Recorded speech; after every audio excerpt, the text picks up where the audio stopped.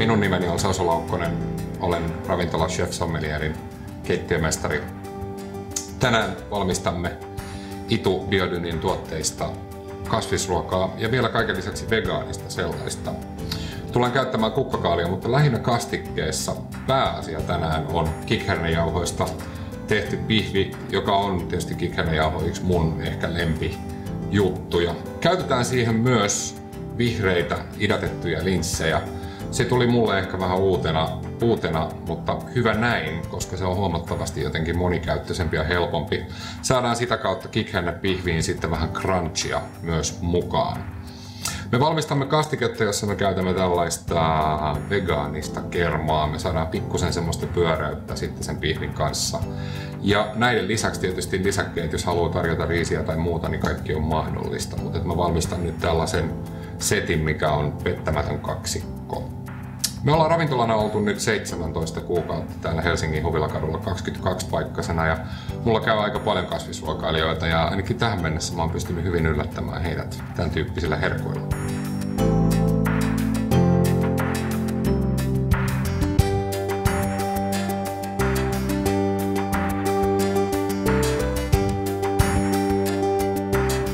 No niin, sitten siirrytään suoraan kokkaamaan. Otetaan desin verran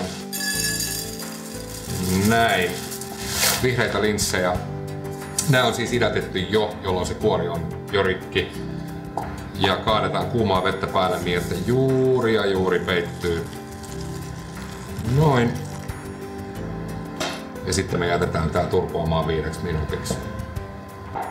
Linssit vielä turpoavat tossa sopivasti. Me voidaan sekoittaa nyt tää kikhernejauhon massa. Mulla on 2 desiä kikhernejauhoja täällä ja sit mulla on pikkukupeissa tossa ensin suola. Sitä saa tietysti laittaa maun mukaan, mutta kannattaa olla varovainen, koska kikhernejauho imee aika helposti paljon makuja. Nyt jotta me saadaan tää pihvi niin kuin huokeaksi, niin me laitetaan teelusikka leivinjauhetta. Näin. Ja sit mulla on tässä tällainen maustesekoitus. Se voi toki olla myös itse tehty, missä on pikkusen tämmösiä karrin ja kurkuman tyyppisiä mausteita. Ne sopii aika hyvin yleensä kukkakaalin kanssa, tällaiset itämaiset. Sitten vähän oliiviöljyä, jotta me saadaan tää pihvi pysymään kosteana. Ja muutenkin sitten leivijauheen käytön kanssa niin on suositeltavaa, ettei laiteta nestettä liian aikaisin. Ja sitten mä käytän ihan vettä, jotta me saadaan tästä hyvinkin sopiva tästä taikinasta. Tätä voi sitten myöskin veivata ihan niin paljon kuin haluaa. Siinä ei ole mitään ongelmaa sen kanssa, että muodostuisi sitkoa tai että siitä pihvistä tulisi jollain tavalla erilainen. Ja kaikista tärkeintä on jättää tää aika meheväksi. Tässä on ehkä aika hyvä esimerkki nyt siitä, mikä on suositeltavaa. Huomaa, että mä oon muutaman kerran tämmöisen tehnyt tuossa ohi mennen. Ja tää jätetään nyt tässä kaikkinensa turpoamaan ihan hetkeksi, ehkä 2-3 minuuttia ja sen jälkeen siirrytään paistamiseen, joka siis tarkoittaa sitä, että kattila vaihtuu paistinpannuun. Ruvetaan lämmittelemään pannua, pannun pitää olla kuuma. Ja samoin täällä pikkusen ylimääräistä nestettä, joka me hyödynnetään myös tänne mukaan. Eli sekoitetaan nyt nämä vielä tässä viime hetkellä linssit tänne kyytiin. Tällä tavoin. Huomaa tuossa mun vieressä toi pannu alkaa olla aika sopivan kuuma. Laitetaan sinne pikkusen oliiviöljyä pohjalle ja paistetaan pihvit. Tässä massassa on, vois sanoa, että pääruuaksi 2 isokokoiseen pihviin. Tai sitten jos haluaa tehdä alkuruuaksi tai tommoseksi pieneksi snackiksi, niin silloin 4. Nyt sitten siis oliiviöljyä. Sitä saa laittaa aika reilusti, sitä ei niin hirveän paljon imeydy kuitenkaan. Ja nyt me otetaan massasta näin lusikalla tällainen sopiva ja taputellaan se sen tyyppiseksi kuin miten haluaa. Tietysti jos on kotona muotteja, niin se voi myös muotata, mutta mä tykkään enemmän vähän tämmöisestä livenä meiningistä. Se on silloin enemmän käsin tehdyn oloinen.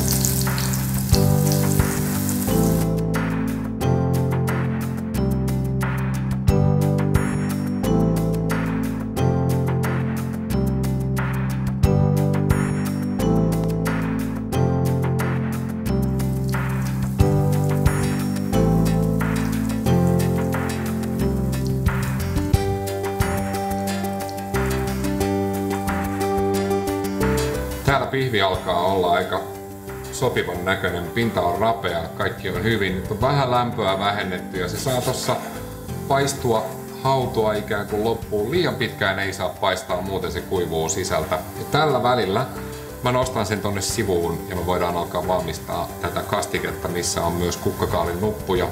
Ja otetaan tähän myös sellainen pieni erikoisuus mukaan kuin kukkakaalin lehti. Luomukukkakaalia saa tietysti äärimmäisen hyvin varustelluista kaupoista. Nyt mun pointti tietysti tämän kanssa on se, että A, ei tarvitse heittää pois. B, mikä on erittäin tärkeä, on se, että kun kukkakaalissa on paljon vitamiineja, niin tätä kautta päivän vitamiiniannosta saa myös nättinä ja rapeana ja kaalinmakuisena. Kuka sanoo, miksei kaalisalaattiakin voi tehdä näistä raaka-aineista? Se on pieni huono kohta, mä leikkaan sen vaan pois. Mä otan siis todella kukkakaalin nuppuja ja kukkakaalin lehtiä ja me pikkusen niitä vaahdetaan suolassa ja lisätään sinne sitten valkoista balsamiviinietikkaa ja tätä kermaa. Ja me saadaan siitä aika hyvä tommonen kaalinmakuinen, ihan kevyesti kaalinmakuinen kastike tälle vähän niin kuin aromikkaammalle pihille. Tämmönen karkea riittää hyvin ja sittenhän meillä on nämä nuput tässä, niin aletaan valmistamaan kastiketta.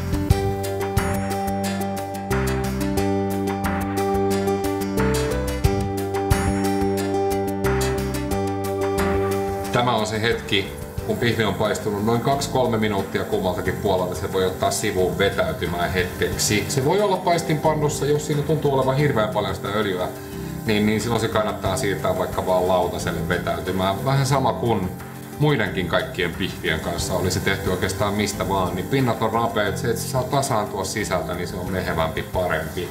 Eli aloitetaan tämän kastikkeen valmistus välittömästi. Laitetaan hellaa vähän kovemmalle ja pikkusen suolaa pohjalle. Sitä ei tarvi olla paljon, mutta se tekee siinä hyvää, että kun me laitetaan nämä kukkakaalit sinne, niin ne lähtee paahtumaan vähän eri tavalla. Noin nuput. Ja lehdet.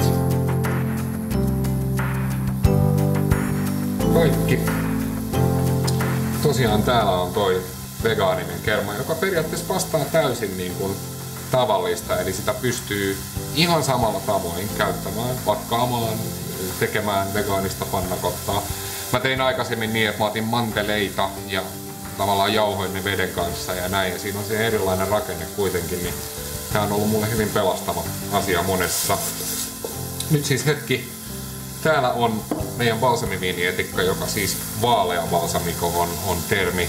Se on vähän semmoisia sherrymäisiä elementtejä, jotka sopii myös hirveän hyvin kaalien kanssa. Me päästään tällä eteenpäin.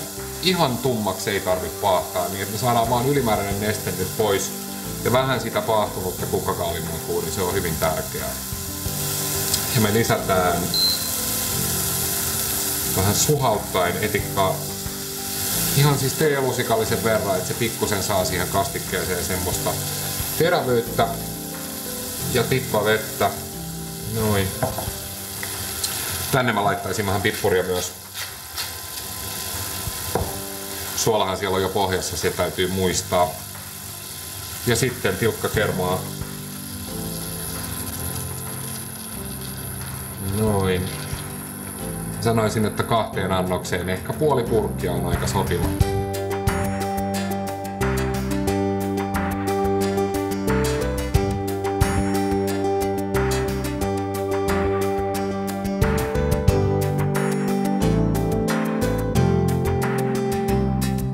Kastike on pikkusen mennyt kasaan. Voidaan laittaa hella pois päältä ja alkaa kasaamaan annosta itseään. Mä nostan lautaselle ensimmäisenä täältä meidän vetäytyneen pihvin. Näyttää kuokkealta ja toimii. Ja sitten tietysti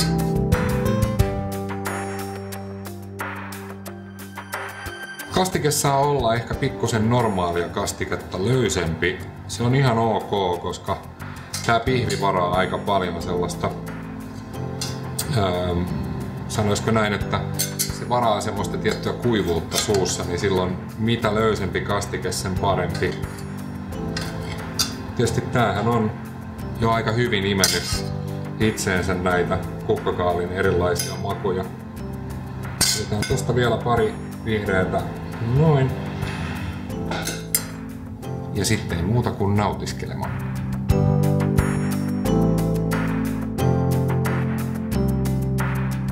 Ja tässä tämän päivän visiolla toteutettuna annos näistä tuotteista. Muistakaa olla luovia keittiössä ja pitäkää hauskaa.